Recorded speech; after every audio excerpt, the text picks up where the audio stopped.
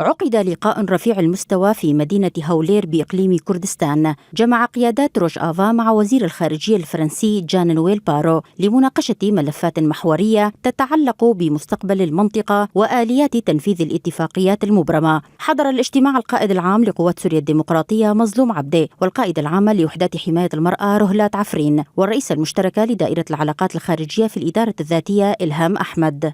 وأوضح مظلوم عبدي إن اللقاء تناول تفاصيل تنفيذ اتفاقية 29 من كانون الثاني وسبل الاستمرار في مكافحة تنظيم داعش، إضافة إلى آليات حماية مراكز احتجاز عناصر التنظيم وعوائلهم.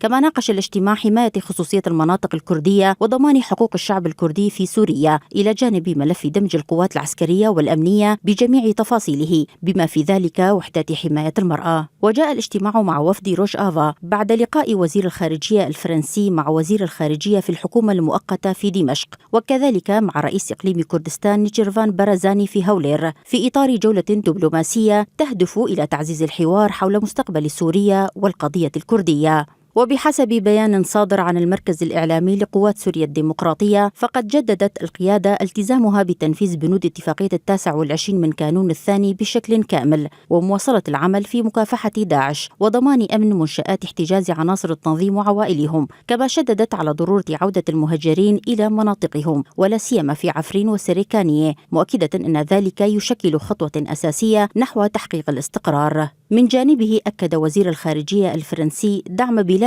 لتنفيذ الاتفاق، مشددا على أهمية هذه المرحلة في تعزيز الاستقرار ومواصلة مكافحة الإرهاب. وفي ختام البيان، ثمن القائد العام لقوات سوريا الديمقراطية مظلوم عبدي بالدور الإيجابي الذي تتطلع به فرنسا في دعم مساعي السلام والاستقرار، معتبرا أن هذا التعاون يشكل ركيزة مهمة في التوصل إلى حل سياسي شامل يضمن حقوق جميع مكونات الشعب السوري.